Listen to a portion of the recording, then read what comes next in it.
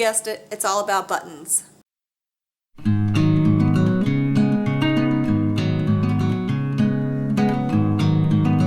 For this card, I have my card base, a piece of pattern paper on the top, and what I want to do with this one is actually use the buttons as the main focal point on the card. So what I want to do is I'm going to pull up different greens, and I'm going to actually just make a Christmas tree.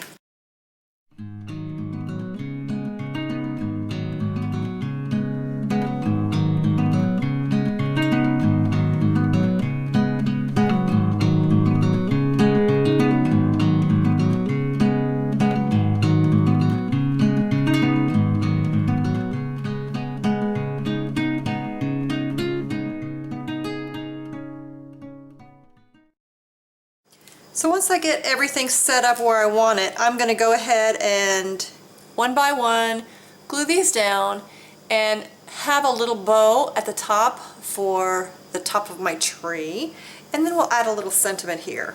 Something else you could do with this type of look is to string some twine or some thread through the buttons.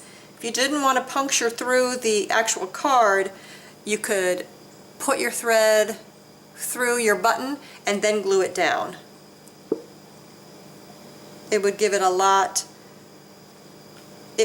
really cute homespun kind of look. So now, because I have used that gel glue, I can really shift my buttons where they need to go. Then I'll put the brown one in.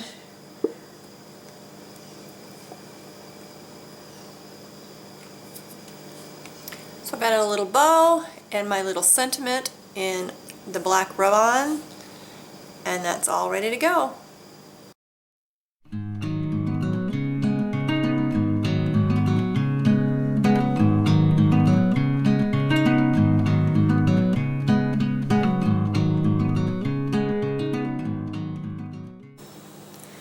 For this card, I chose a cute portion of a pattern paper by Tim Holtz, and I've got a couple other coordinating papers and my card base. So what I think I'm going to do is attach all this to my card base, but the buttons I'm going to use are the really tiny ones, and I'm just going to replace the ornaments on the photo or on the paper with the very small buttons. So I've got a Zig 2-way glue pen that's going to work for my buttons. What I usually like better than this is actually to use a really small glue dots. But I'm out of them now. So I've added all my cute little buttons, and stitched around the edge of my card and added some baker's twine, and we'll just pop this right on here with some foam tape, and I believe I'm going to add a sentiment right up at the top. I've got some rub-ons. They're from at least last year, if not before then. We'll add a sentiment right to the top, and then we'll be finished. Here's a little tip if you want to use foam tape or foam dots on your cards or your items. If you don't have any, use craft foam. Now, it's not that thick, and it doesn't matter what color it is, but this dark green behind my front piece is dark enough that black will be just fine. And all I need to do is glue, I'm just going to use tacky glue, glue that on there, and it'll raise it up ever so slightly. So in a pinch, it'll work, and it's a whole lot cheaper. So here is my finished card. I added a little paper flag with my rub-on and my sentiments down at the bottom, decked the halls with another piece, just a tiny little scrap of red.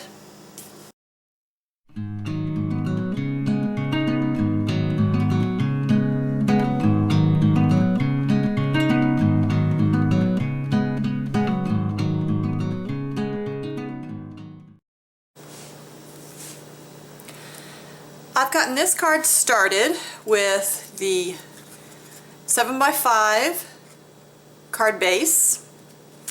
I added a strip of pattern paper and then a strip of music paper at the bottom and stitched around it with black stitching, and also the heart. This I just hand cut, folded in half, and did the little heart shape.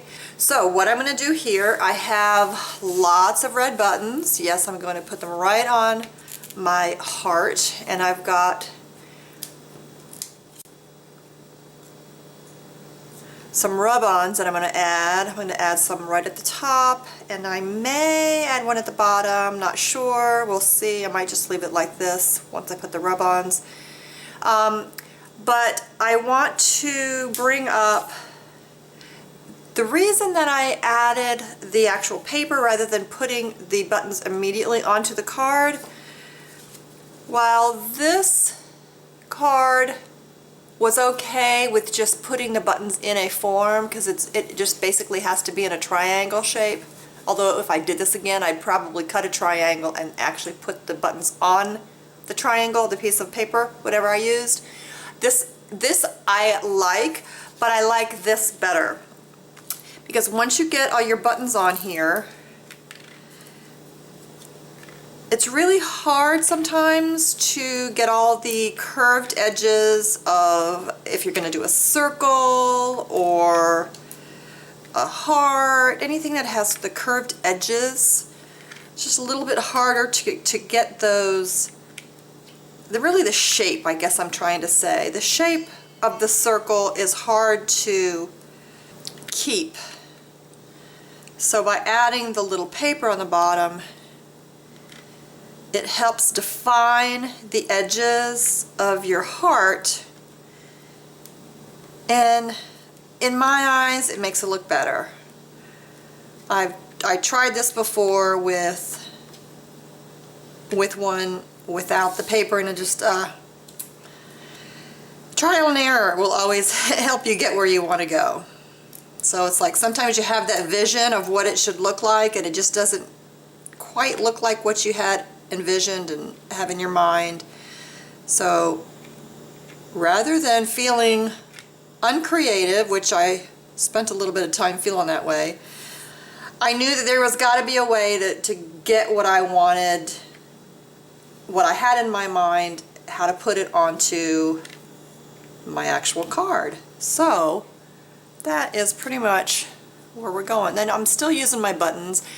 You can see the shape of the heart, you can see the outline of the stitching, and it's got the red color, so it really helps it rather than putting this directly on the craft cardstock. So my next thing is just to glue my buttons, and then I'm going to add my I love yous.